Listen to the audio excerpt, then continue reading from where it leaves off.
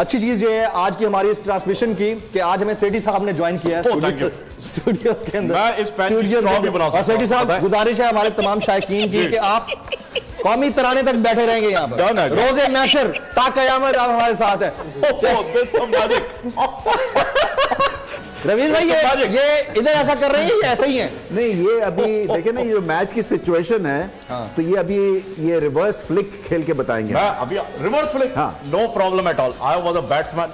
ओए होए होए होए, आप बैट्समैन या बैट्समैन? बैट्समैन। इतनी बैटमैन तो नहीं थे, इतनी बैटमैन तो नहीं थे, इतनी बैट आपके भाई ने लगाई है और हमेशा जीता। सर रिवर्स फ्लिक डन हो गया।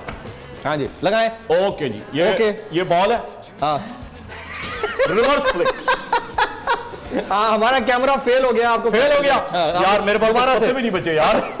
दोबारा से थोड़ी दिखाएं इनको दिखाएं। रिवर्स फ्लिक हो गया। नहीं जी, कैमरा हमारा आपको पकड़ने में नाकाम है मुसलसल। आप बहुत भारी हैं। देखो डॉन को पकड़ना मुश्किल नहीं, नामुमकिन है। रिवर्स फ्लिक की जहां तक आपने बात की है, होती क्या है वो बॉलर की। अच्छा, सुप्रीम कोर्ट के मंसूर अली शाह साहब जस्टिस एक ऑर्डर पास किया उनकी बेंच, और उस ऑर्डर के अंदर उन्होंने बड़ा क्लियर बता दिया कि जी बरियत की जो दरखास्तें हैं वो कब कब लगेंगी।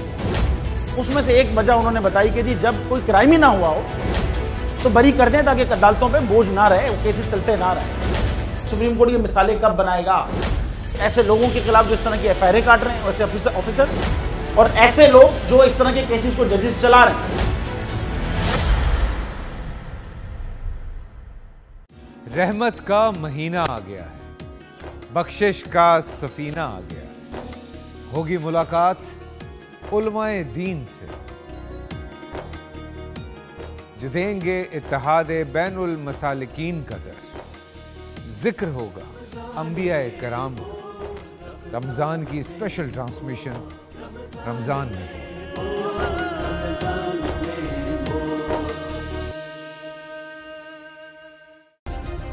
सब्सक्राइब करें और बेल दबाएं ताकि कोई खबर रह न जाए।